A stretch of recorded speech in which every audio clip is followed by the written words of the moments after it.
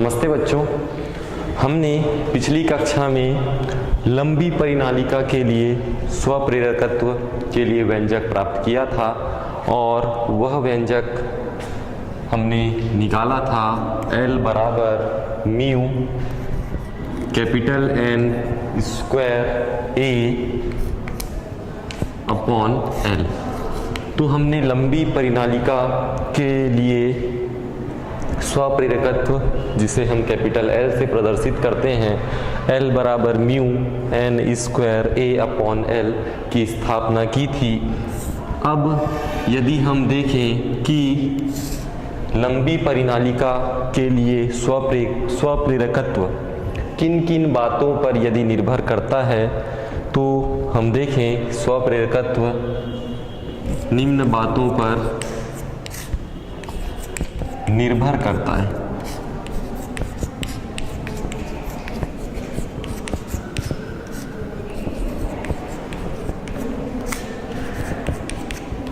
तो पहला यदि हम देखें कि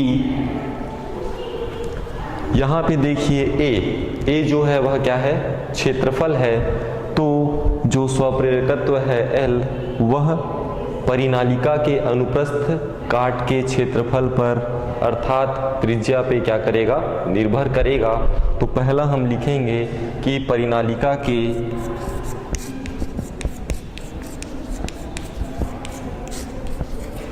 अनुप्रस्थ काट के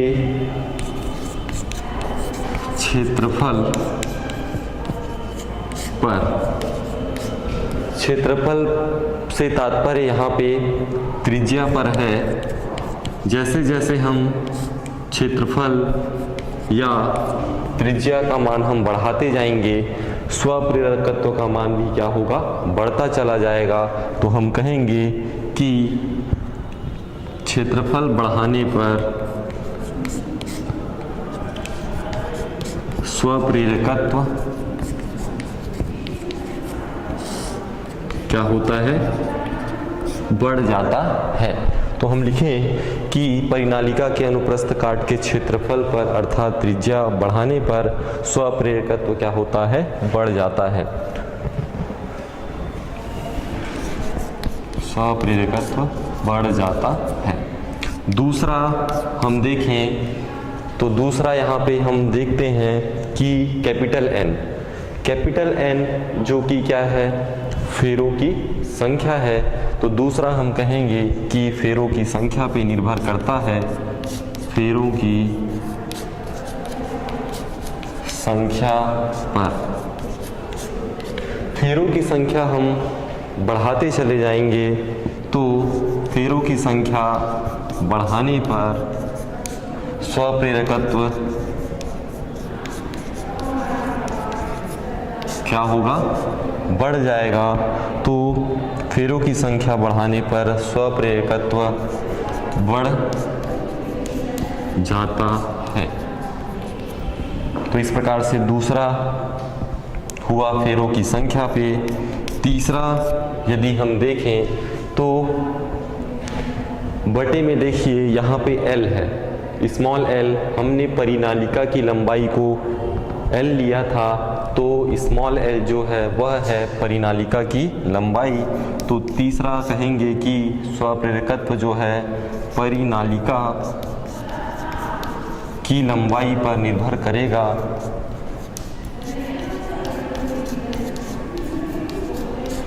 अब परिनालिका की लंबाई यदि हम बढ़ाएं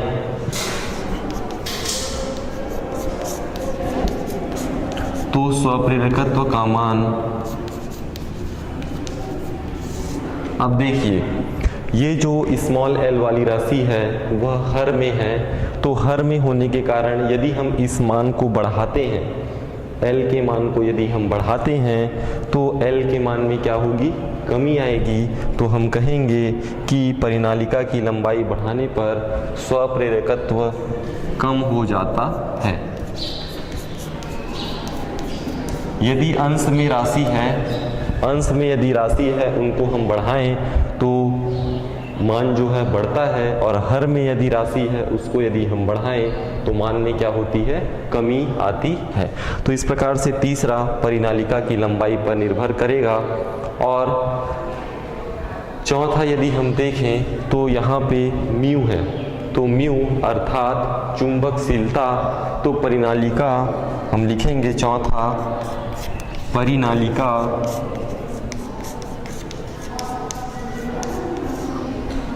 के क्रोड की चुंबकशीलता पर, अब देखिए यह राशि अंश में है तो हम चुंबकशीलता को बढ़ाएं या चुंबकशीलता अधिक करें, तो चुंबकशीलता यदि अधिक होगी क्रोड की तो स्वप्रेरकत्व का मान क्या होगा, अंश में है तो हम क्या कहेंगे, बढ़ जाता है।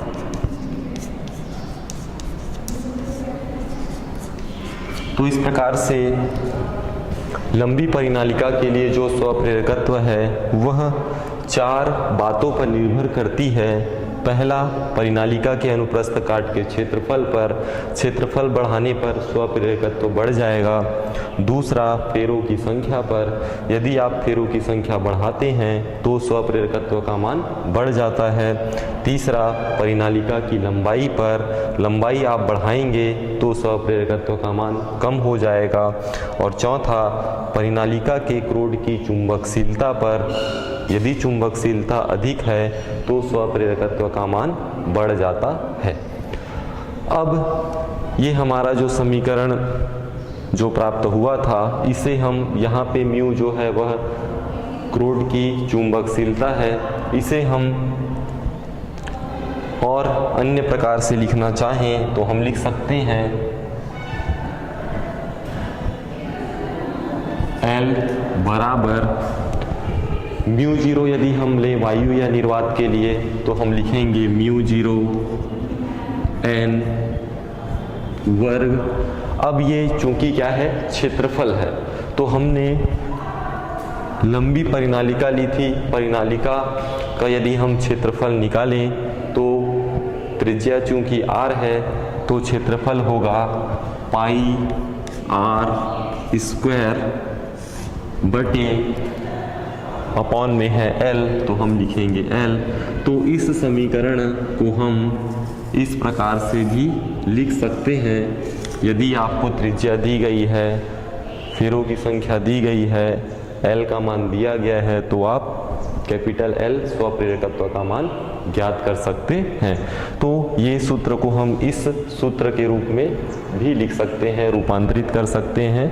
म्यू के स्थान पे म्यू जीरो, n फेरों की संख्या है, ये जो क्षेत्रफल है, क्षेत्रफल का मान हम रखें पाई r स्क्वायर, तो इसे हम इस प्रकार से भी लिख सकते हैं। तो लंबी परिनालिका के लिए स्वप्रेरकत्व के लिए व्यंजक और स्वप्रेरकत्व किन किन बातों पर निर्भर करता है, इसका हमने अध्ययन किया। इसके पश्चात अब हम प्रेरकत्व हमें दिया गया है और उसे हम श्रेणी क्रम और समांतर क्रम में यदि संयोजन करें तो उसके लिए व्यंजक हम निर्मित करेंगे। तो आइए हम अध्ययन करें श्रेणी क्रम में स्वप्रेरकत्व।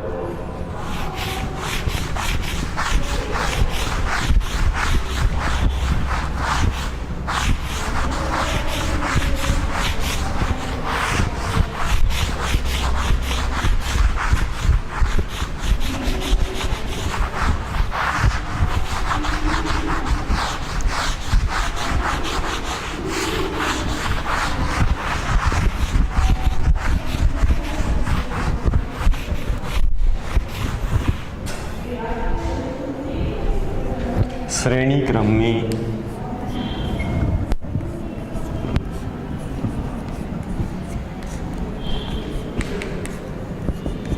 स्वप्रेरकत्व।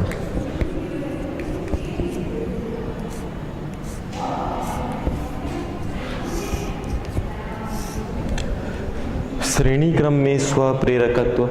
अब आप जानते हैं कि श्रेणी क्रम क्या होता है। आप जानते हैं कि यदि 3 विद्यार्थी हैं,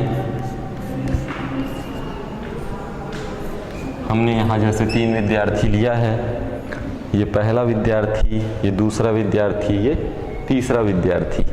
तो 3 जो विद्यार्थी हैं, इनके यदि ये पहला विद्यार्थी है, इसका 2 हाथ है, ये पहला हाथ, ये दूसरा, ये पहला, ये दूसरा, ये पहला और ये दूसरा। तो 3 विद्यार्थी हैं। यदि पहले विद्यार्थी के दूसरे हाथ को दूसरे विद्यार्थी के पहले हाथ के साथ जोड़ दिया जाए और दूसरा विद्यार्थी का जो दूसरा हाथ है उसे तीसरे विद्यार्थी के पहले हाथ से हम जोड़ दें, तो इस प्रकार से एक क्या हो गई, श्रृंखला बन गई। इसे ही हम क्या कहते हैं, श्रेणी क्रम। तो श्रेणी क्रम में स्वप्रेरकत्व, तो स्वप्रेरकत्व हम L लेते हैं, तो L का हम संकेत यदि देखें तो इस प्रकार से होता है। तो ये पहला हमारा प्रेरकत्व है, दूसरा प्रेरकत्व, तीसरा प्रेरकत्व। तो इस प्रकार से यदि हम 3 प्रेरकत्व लें, पहला प्रेरकत्व का नाम यदि हम दें L1, दूसरे का L2, तीसरे का L3, तो देखिए बिल्कुल इसी प्रकार से हमने इनका संयोजन किया है। ये पहला प्रेरकत्व मान लीजिए, इसे दूसरा मान लीजिए, इसे तीसरा मान लीजिए, तो तीनों का हमने समायोजन ठीक इसी प्रकार से किया है और 2 इनके सिरे हमें प्राप्त हुए। तो इस प्रकार से ये श्रेणी क्रम में क्या हुआ, स्वप्रेरकत्व कहलाएगा। अब यदि हम इसे सेल से जोड़ दें, धन और ये हो गया ऋण, तो सेल से हम जोड़ें, साथ में एक कुंजी प्लग लगा दें और दूसरे उससे हम जोड़ देते हैं, तो परिपथ में धारा का प्रवाह होने लगेगा और धारा का जो प्रवाह है माना कि I है। तो इस प्रकार से हमने श्रेणी क्रम में स्वप्रेरकत्व के लिए चित्र का निर्माण किया। अब हम इसके लिए व्यंजक निकालते हैं। तो हम कहेंगे कि मान लो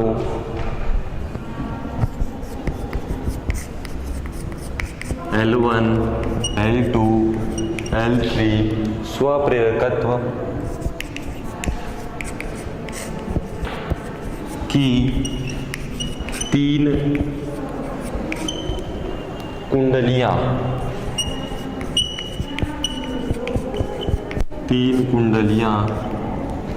श्रेणी क्रम में जोड़ी गई हैं।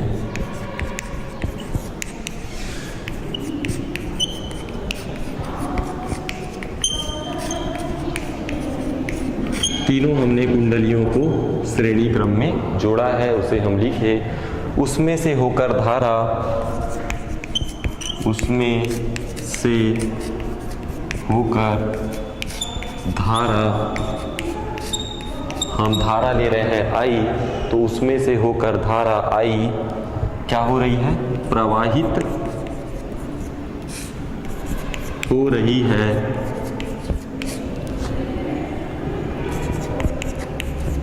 तब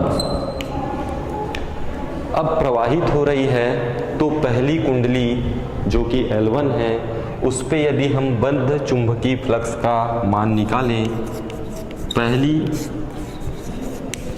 कुंडली से बद्ध चुंबकीय फ्लक्स,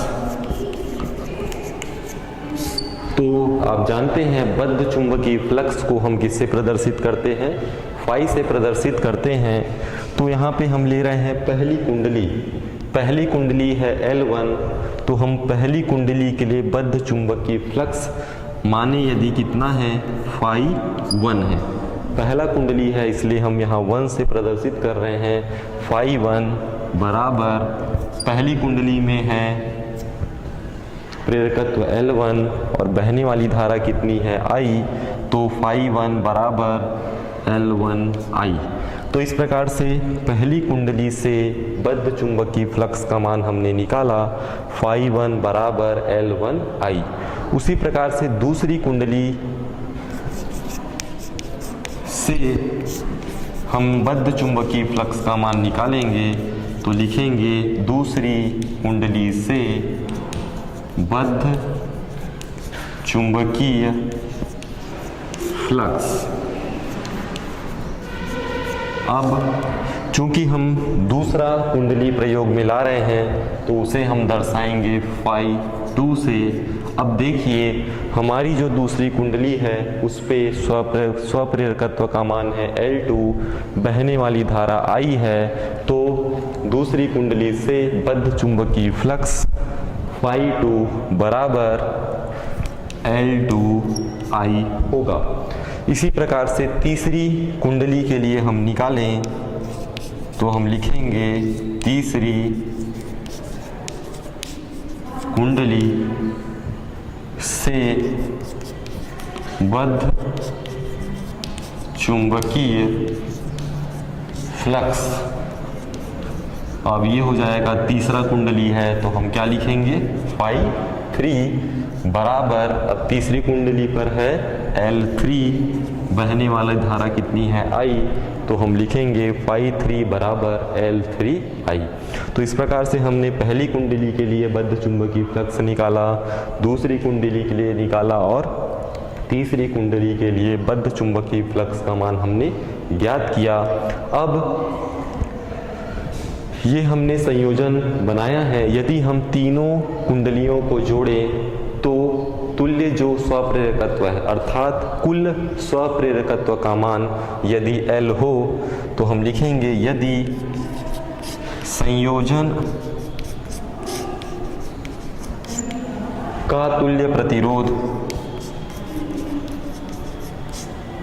तुल्य प्रेरकत्व कहेंगे हम, प्रतिरोध नहीं कहेंगे, तुल्य प्रेरकत्व, हम यहाँ प्रेरकत्व ले रहे हैं। तो यदि संयोजन का तुल्य प्रेरकत्व क्या हो, कैपिटल L हो तथा संयोजन से बद्ध चुंबकीय फ्लक्स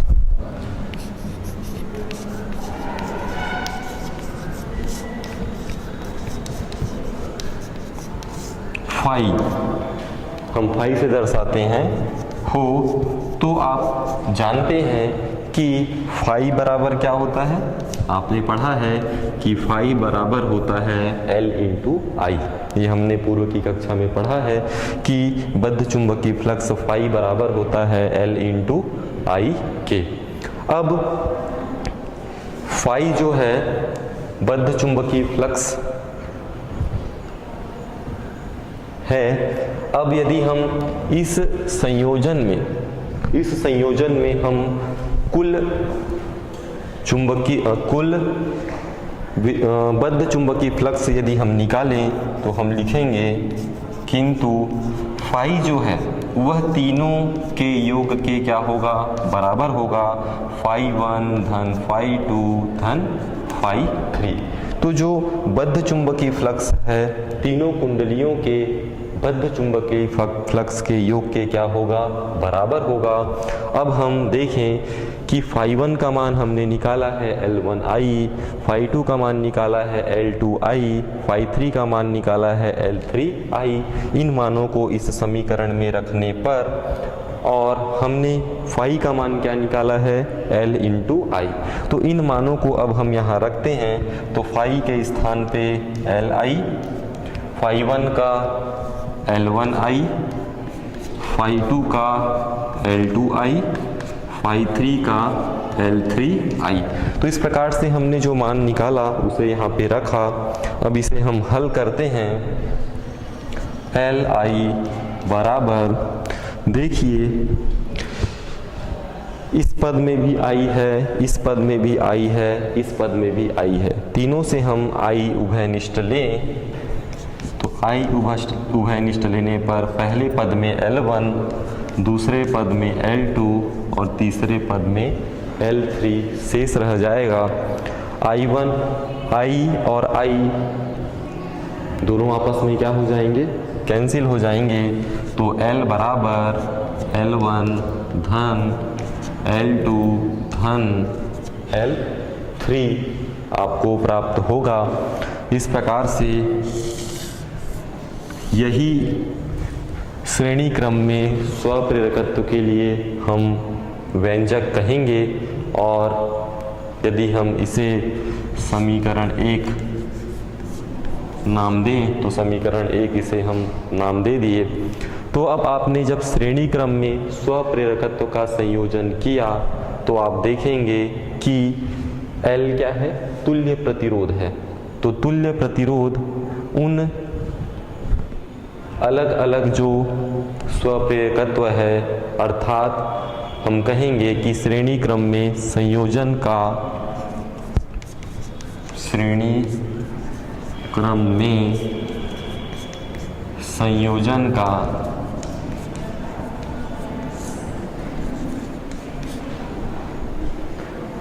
तुल्य प्रेरकत्व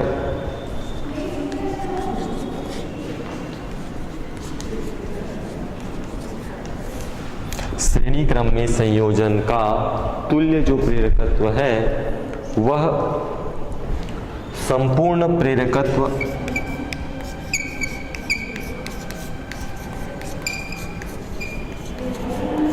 के योगफल, सभी का योग हो रहा है तो हम कहेंगे संपूर्ण प्रेरकत्व के योगफल के बराबर होता है। तो इस प्रकार से हम कहेंगे कि श्रेणी क्रम में संयोजन का तुल्य प्रेरकत्व L उन संपूर्ण प्रेरकत्व के योगफल, यहाँ पे योग हो रहा है तो योगफल के क्या होता है, बराबर होता है। यदि इसी प्रकार से और बहुत सारे L1, L2, L3, L4, L5 बहुत सारे हम स्वप्रेरकत्व को श्रेणी क्रम में जोड़ दें, n पदों तक यदि हम जोड़ दें तो n पदों के लिए हम स्वप्रेरकत्व का मान लिखेंगे L बराबर L1 धन L2 धन L3 धन डेश डेश डेश Ln। तो इस प्रकार से यदि n पद तक हम लेते हैं तो स्वप्रेरकत्व L का मान N1 L1 धन L2 धन L3 धन डैश डैश बाकी पद और लास्ट अंतिम पद जो होगा वह Ln होगा। तो n पदों के लिए आप इस प्रकार से लिखेंगे। तो ये n पदों के लिए हुआ। तो इस प्रकार से श्रेणी क्रम में स्वप्रेरकत्व आप याद रखिएगा L बराबर L1 धन L2 धन L3 होता है। हमने यहाँ पे 3 स्वप्रेरकत्व लिया तो तीनों का योग, 4 लेंगे तो चारों का योग, n पद लेंगे तो n पदों तक का योग हम प्रयोग में लाएंगे।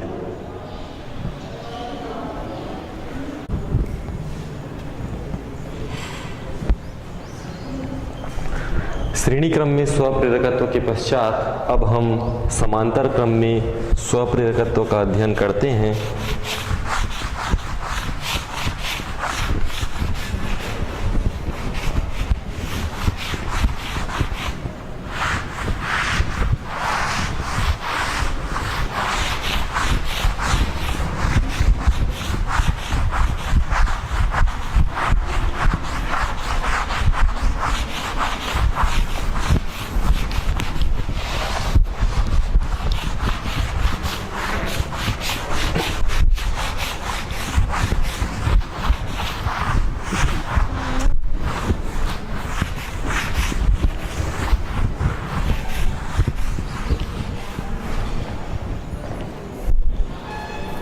समांतर क्रम में स्वप्रेरकत्व।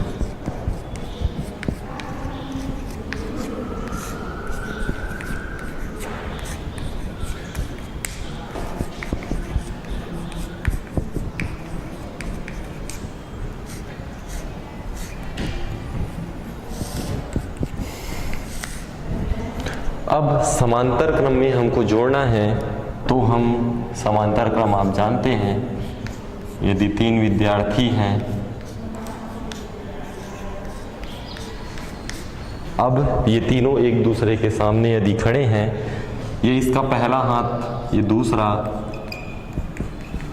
ये पहला, ये दूसरा, ये पहला, ये दूसरा, तो इनके यदि हाथों को हम, पहले हाथ को इस दूसरे विद्यार्थी के पहले हाथ से और दूसरे विद्यार्थी का पहला हाथ तीसरे विद्यार्थी के पहले हाथ से हम जोड़ दें, उसी प्रकार से दूसरे हाथ को हम जोड़ दें आपस में, तो इस प्रकार से ये पहला विद्यार्थी, दूसरे विद्यार्थी और ये तीसरा विद्यार्थी, तीनों क्या होंगे, आपस में एक दूसरे के समांतर होंगे।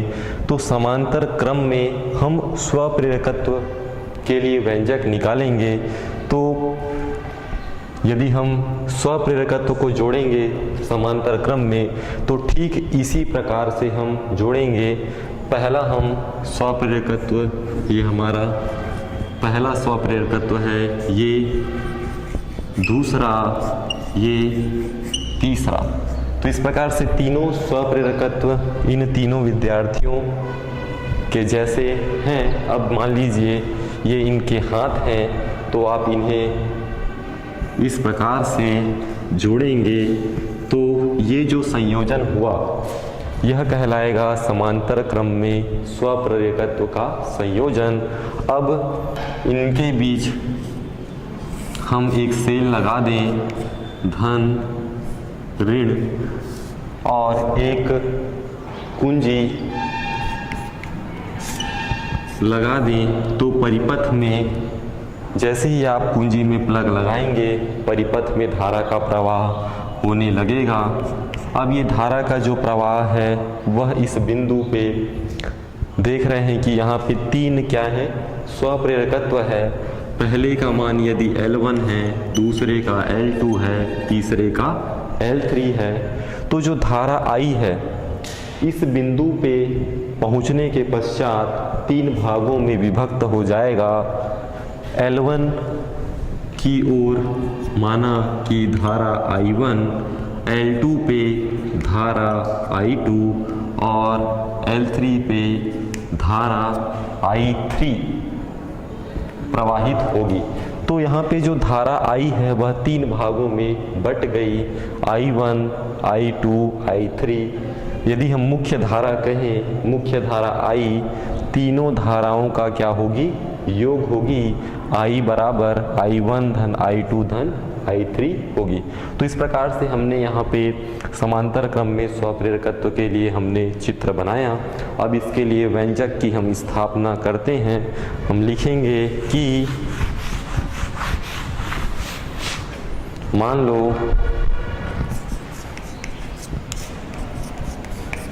L1, L2, L3 स्वप्रेरकत्व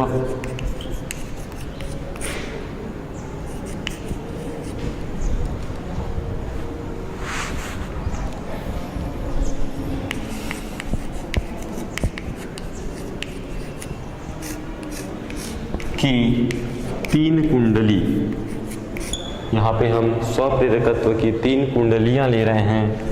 तीन कुंडलियाँ किस क्रम में जुड़ी हुई है, समांतर क्रम में, समांतर क्रम में जोड़ी गई है। मुख्य धारा जो कि क्या है, I है, तो मुख्य धारा I में हम देख रहे हैं कि I1, I2 और I3 जो मान है L1, L2, L3 स्वप्रेरकत्व वाली कुंडली, स्वप्रेरकत्व वाली कुंडलियों से होकर प्रवाहित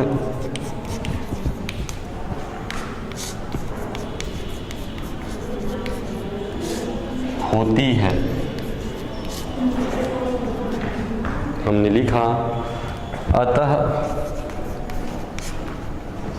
ये जो धारा है वह 3 भागों में विभक्त हो रही है, तो कुल धारा जो I है, I बराबर हम कहेंगे I1 धन I2 धन I3 की जो मुख्य धारा है वह तीनों धाराओं के योगफल के क्या होता है, बराबर होता है। अब यदि हम जानते हैं कि धारा का समय के सापेक्ष यदि हम लेते हैं तो हम लिखेंगे di/dt बराबर I1 है तो हम लिखेंगे di1/dt di2/dt और धन di3/dt। इस प्रकार से इसे हम समीकरण 1 नाम दें तो ये हमारा हो गया समीकरण 1। अब यहाँ पे देखिए कि तीनों जो कुंडलियाँ हैं वह समांतर क्रम में जुड़ी हुई हैं। समांतर क्रम में जुड़ी हुई होने के कारण प्रेरित जो विद्युत वाहक बल है जिसे आप E से प्रदर्शित करते हैं, तीनों कुंडलियों में क्या होगी, एक समान होगी। तो हम कहेंगे कि तीनों कुंडलियां समांतर क्रम में जुड़ी हैं,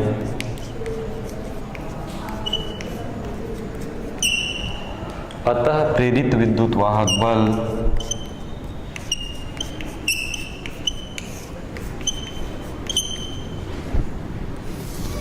प्रेरित विद्युत वाहक बल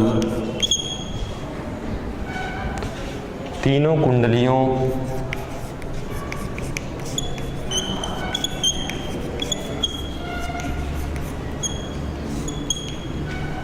के लिए समान होगा।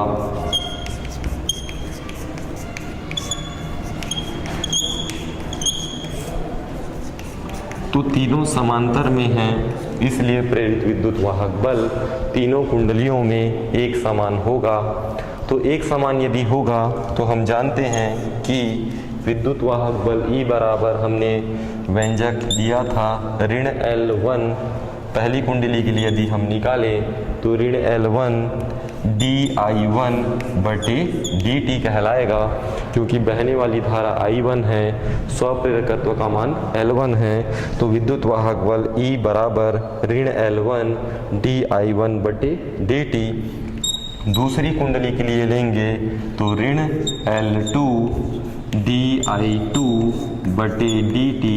उसी प्रकार से तीसरे यदि हम कुंडली के लिए लेंगे तो ऋण L3 di3/dt। तो तीनों जो है आपस में क्या होंगे, समान होंगे, इसलिए हम तीनों के बीच बराबर का चिन्ह हम लगा देंगे। अब यदि हम देखें कि E बराबर क्या है, ऋण L1 di1/dt। इससे यदि हम di1/dt का मान निकालें, इसका मान हमको निकालना है तो L1 को हमको नीचे लाना पड़ेगा। तो हम लिखेंगे di1/dt बराबर, अब ये ऋण चिन्ह इधर आ जाएगा, ऋण E बटे हो जाएगा L1।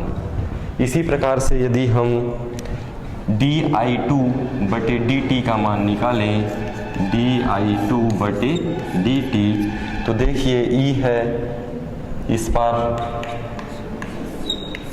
ऋण चिन्ह इधर ले आए और L2 कहाँ चला जाएगा, अपॉन में, तो ऋण E/L2 मान प्राप्त होगा। इसी प्रकार यहाँ से हम मान निकालें di3/dt का, तो ये ऋण इस बार आके ये ऋण E हो गया और बटे में कौन चला जाएगा, L3। तो इस प्रकार से हम इस समीकरण से ये दोनों को लेकर ये मान हम निकालेंगे di1/dt का। फिर इस E और इस पद को लेकर di2/dt का मान और E बराबर ऋण L3 di3/dt को लेकर हम di3/dt का मान निकाले तो इस प्रकार से ऋण E/L1 ऋण E/L2 और ऋण E/L3 हमें प्राप्त होगा। अब यहाँ पे हम तीनों का संयोजन किए हैं तो तीनों का संयोजन करने पर कुल जो स्वप्रेरकत्व है यदि उसका मान क्या हो, L हो, तो लिखेंगे यदि संयोजन का तुल्य प्रतिरोध का तुल्य स्वप्रेरकत्व कहेंगे क्या हो, कैपिटल L हो, स्वप्रेरकत्व कैपिटल L हो तो तुल्य प्रतिरोध हमारा क्या है, कैपिटल L है। तो हम विद्युत वाहक बल निकालते हैं, जानते हैं सूत्र E बराबर ऋण L di/dt, हमने ये पढ़ा है। अब इसमें यदि हम di/dt का मान निकालें तो क्या आएगा, di/dt का मान निकालें तो ऋण चिन्ह इधर आ जाएगा, ये हो गया ऋण E/L कहाँ चला जाएगा, नीचे में, तो di/dt का मान हमें मिलेगा ऋण E/L। अब हमने जो समीकरण 1 लिया है, समीकरण 1 है di/dt, इसमें हम मान रखें तो हमने मान निकाला है di/dt का मान, तो हम लिखेंगे समीकरण 1 में मान रखने पर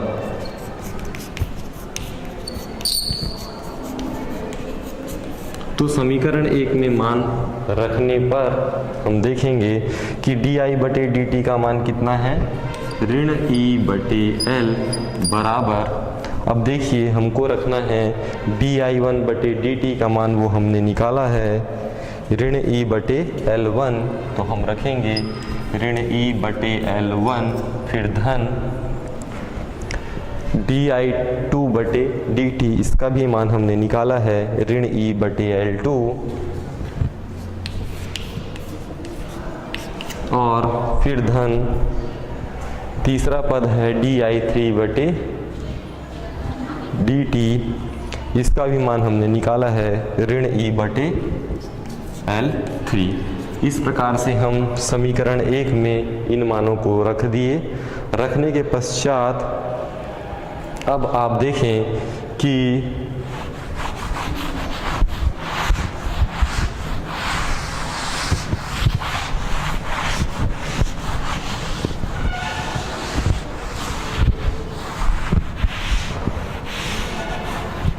तो समीकरण 1 में हमने मान रखा, ये हमारा समीकरण 1 है।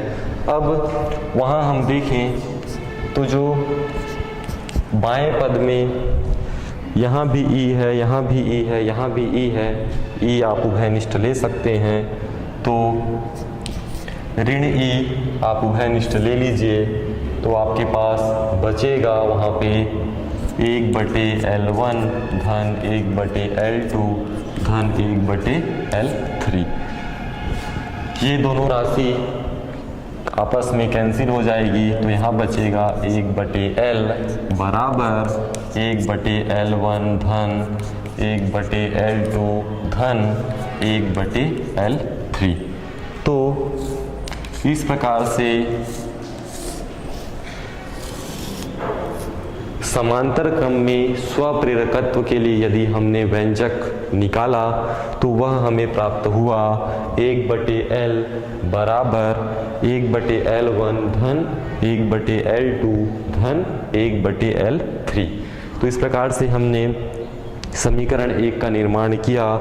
उस समीकरण के लिए हमने di/dt का मान di1/dt, di2/dt, di3/dt का मान हमने निकाला और उस मान को इस समीकरण 1 में रखा। रखने पर समांतर क्रम में स्वप्रेरकत्व के लिए हमें व्यंजक प्राप्त हुआ।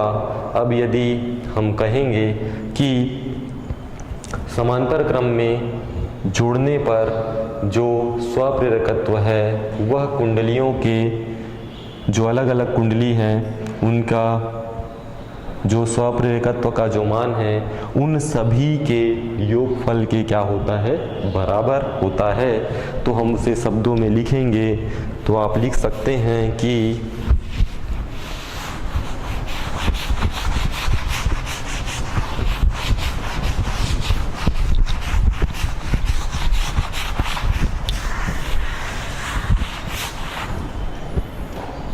अतः समांतर क्रम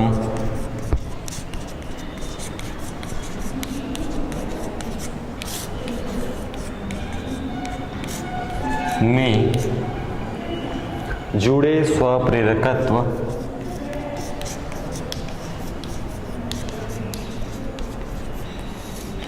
तो ये समांतर क्रम में जुड़े हुए हैं स्वप्रेरकत्व के तुल्य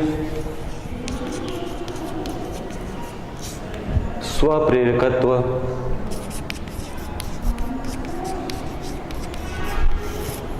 का व्युत्क्रम।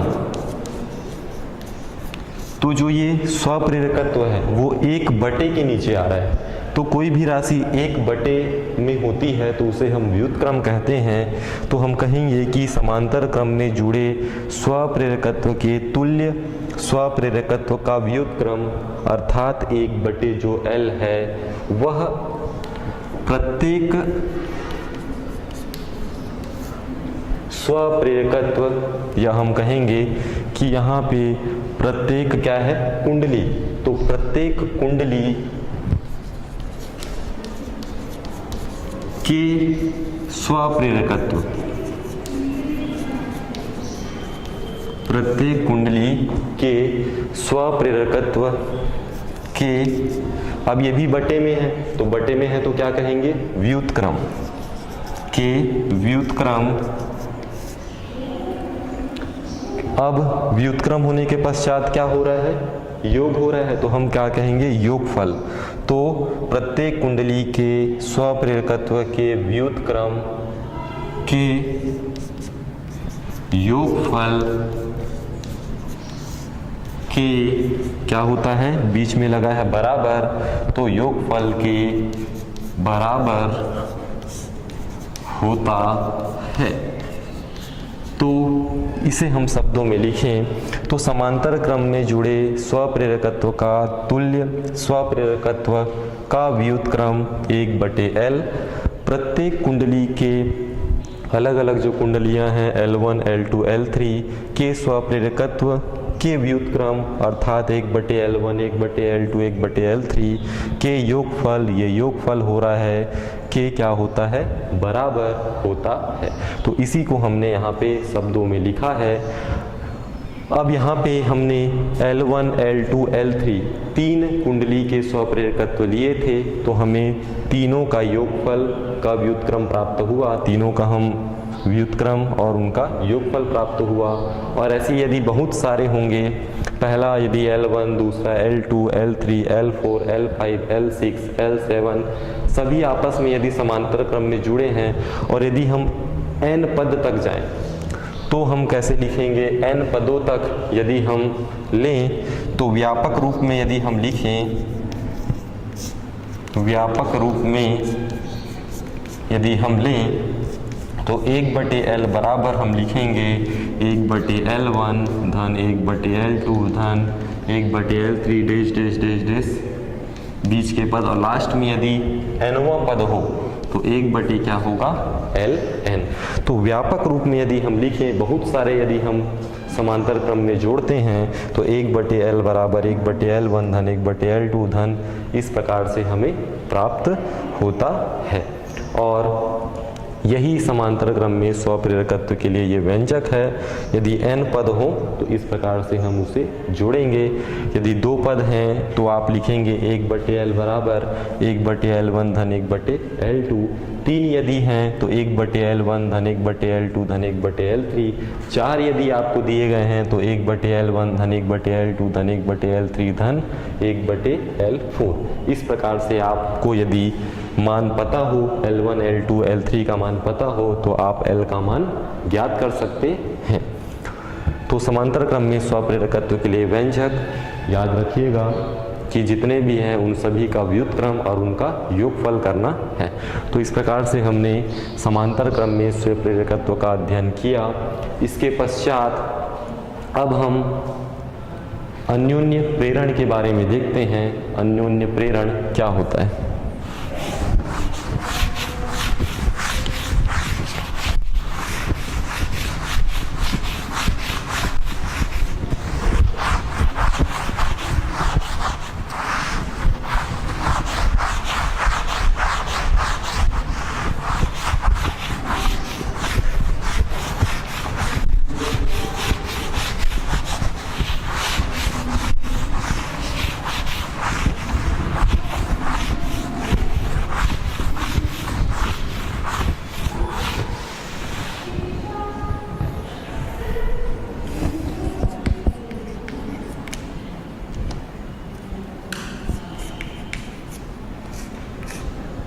अन्योन्य प्रेरण।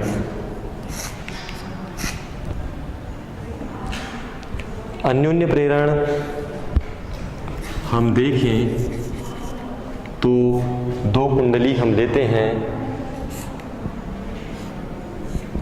और ये पहली कुंडली है P, जिसे हम प्राथमिक कुंडली कहेंगे।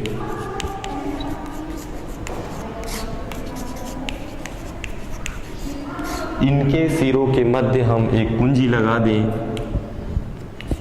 और साथ में एक बैटरी लगा दें, प्लस माइनस। तो इस प्रकार से हमने एक बैटरी यहाँ पे लगाया।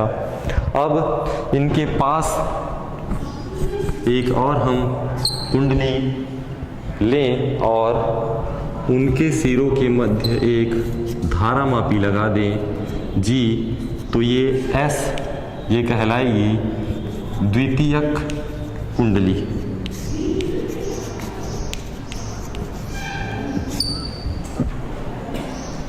तो प्राथमिक कुंडली और द्वितीयक कुंडली आपस में पास में है। तो जब किसी भी कुंडली से प्रवाहित होने वाली विद्युत धारा, इस कुंडली से जब हम बैटरी में यदि हम कुंजी प्लग को लगाएंगे तो यहाँ पे प्रवाहित होने वाली जो विद्युत धारा है उसके मान में क्या होगा? परिवर्तन होगा। तो इस जो प्राथमिक कुंडली है इसके धारा के मान में क्या होता है? परिवर्तन किया जाता है। तो इसके पास में स्थित जो दूसरी कुंडली है इससे गुजरने वाला चुंबकीय फ्लक्स, आपने पढ़ा है चुंबकीय फ्लक्स के बारे में, तो इसमें जो गुजरने वाला है चुंबकीय फ्लक्स है इसके भी मान में क्या होगा? परिवर्तन होगा। अतः उस कुंडली, ये जो कुंडली है इसमें क्या होगी? प्रेरित धारा उत्पन्न होगी, जिसे धारा मापी G के माध्यम से आप देख सकते हैं। तो जो प्राथमिक कुंडली है इनके सिरों के मध्य हम यदि कुंजी प्लग लगाते हैं तो क्या होगा? यहाँ पे विद्युत धारा के मान में परिवर्तन होगा, जिससे पास स्थित दूसरी जो कुंडली है द्वितीयक कुंडली, इसमें चुंबकीय फ्लक्स के मान में परिवर्तन होगा। फलतः यहाँ पे क्या होगी? प्रेरित धारा उत्पन्न होती है और इस घटना को ही क्या कहते हैं? हम अन्योन्य प्रेरण कहते हैं। इसके बारे में विस्तार से हम अध्ययन अगली कक्षा में हम करेंगे। धन्यवाद।